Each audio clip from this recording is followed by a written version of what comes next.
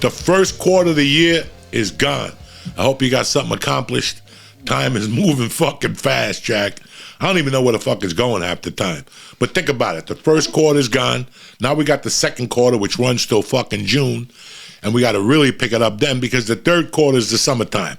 People lax. See, while you people laxed in the summer, savages like me would go to work because I knew everybody else was fucking creeping while you're sleeping. But then you got the fourth quarter, which is fucking September, and guys, or October, and that's when you got to go for broke. You got to end the fucking year strong.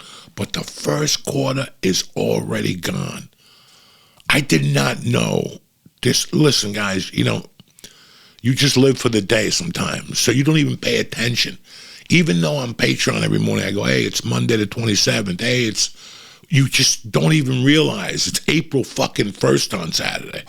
And you don't realize that it's April 8th next Saturday. And the fucking hits keep coming. You know what I'm saying? But listen, it's how you look at it. I'm excited about Easter.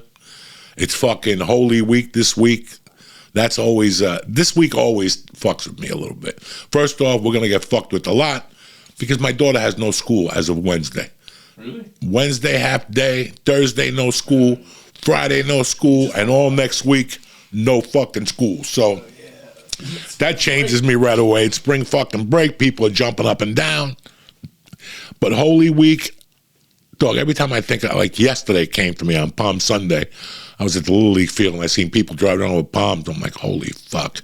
It's Palm Sunday. Am I slipping as a Catholic? I forgot all about it. And then next week is fucking Easter. I did give up meat on Fridays, and I stuck to it. You know, I fucking stuck to it. The one Friday I cheated was because the Pope said you could eat corned beef. So I just had a little piece of corned beef. You know, I'm not going to go to hell for that, but you got to do what you got to do. You work all fucking year to eat one piece of corned beef, and now Good Friday wants to get in the way. And I was in. I was all fucking in. Until the Pope gave out the message, you could eat meat today. So I said, fuck it. If the Pope thinks it's okay, Uncle Joey will run with it. But man, I think about like, how did I end up a fucking fink? How did I end up a fucking criminal with my upbringing? Because on these weeks, when I lived in New York City, before New Jersey, before Catholic school, I fucking hated this time of the year. Because my mom, as crazy as she was, she gave up drinking this week, which is never a good fucking sign. My mom didn't give up drinking for Lent. No. She just gave up Holy Week, Semana Santa. That's what it's called in Spanish. You got to respect, fuck that giving up alcohol for Lent. Lent's got enough problems for you to give up alcohol. But my mom gave it up. My mom gave up alcohol fucking Holy Week. And I'd be like, what the fuck? I couldn't work her for money. I couldn't work her when she was drunk and ask her for stupid shit when she was passed out. So my life was a fucking nightmare. And then Thursdays at about 6 o'clock, that Thursday before, it's the Last Supper Thursday night, yeah. The Last Supper, once you eat dinner in a Cuban's house, that's it. No TV Thursday night, no music. You got to sit there like a fucking dope. Yeah. And then Friday, there ain't shit. There ain't no music and no TV all day. Saturday, she let me watch Wonderama and, you know, fucking The Rabbit, whatever, beep, beep, and all that shit, before I killed myself. And then Sunday, you were back to watch TV and do whatever the fuck you wanted. But I hated this week. But think about it. Where the fuck did all that religion go in my life? Because I didn't do anything with it. I mean, listen, am I religious? I'm a real religious person, which means what? I know who the fuck I am, and I know where I stand.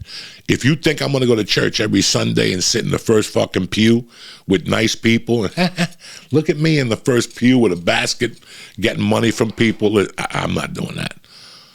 I love whatever's out there. I believe in God. I believe in everything that they talk about. You know, I have a special whatever. I go to church 2 or 3 times a year. I always hit 7:30 Mass because I ain't got time to sit there for an hour and a half. Jesus knows about time when you get old. He's an OG. He knows. And I go to confession once a year. You know, I might step up and get a cookie. If I had a good week and I don't feel guilty, I'll go up and get a cookie. You know, you can confess to yourself. But it's fucking crazy that, you know, I did that for those 3 years or 4 years when I was a kid. I don't know how long. Then I went to Catholic school. And I still believe. You know, but... And on the other side of that coin, what about me? what all the things I did. You know, one thing that stuck out of my mind about church and stuff, that I got turned off to church in a way that I believed it, I enjoyed it. I liked the priest, I liked the nun. I never got bothered, I never got molested, I never got creeped out or anything like that. I always liked it. It was my experience with Catholic school was a rough one. Fucking going to church at 7 a.m. with nothing in your stomach for an hour. Oh my God! And you're fucking hungry and it's cold. That was not for me. But I think as I got older, you know, things happened and I stopped going to church. When I moved to Boulder, before I got locked up, the guy who put the time into me, Ray King, God rest his fucking soul, was like, listen, it'd be a good idea if you got in with the church group and, you know, just talk to the priest a little bit, try to get a letter of recommendation from him. Now, guys, I'm not a fucking hypocrite, but at the same time, I go, let me go down there and talk to this guy. I was trying to fill a void in my life, so I go, let me go down and talk to this priest. And the priest's name was Father Tom.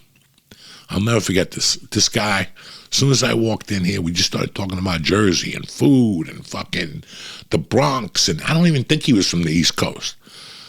And he just, you know, he won me over, so I set up meetings with him, and I would go every fucking weekend there, and we'd talk about Goodfellas, we'd talk about movies, we'd talk about shoot-em-up stuff, you know? And I got a little bit involved. I made my confirmation. I made my confirmation when I was like 30 years old because I was so fucking lost. And I started going on Sundays. I'm not going to lie to you. I started hitting church. You know, I thought it would help a little bit before prison. You know, prayer helps, you know, whatever. I don't fucking know, guys. I was so fucking lost. But then I used to sell Chryslers in Boulder. And this is really weird. A guy came in one day to buy a convertible. And he came in with a woman. I don't know. I just said hello to him. I started talking to him, and one thing led to another. We started talking about a church, and he knew my father-in-law at the time, who, you know, Ray, who was like a great guy in town. And we started talking about Ray, blah, blah, blah. But I noticed that when I started talking about Ray, he started, you know, he got a little fishy. Like his body language was off. If I was 26, this guy was 50-something, you know. And a couple weeks later, I saw the guy in church. To my surprise, the chick he was hugging with in the car was his mistress, because he was at the church with his wife.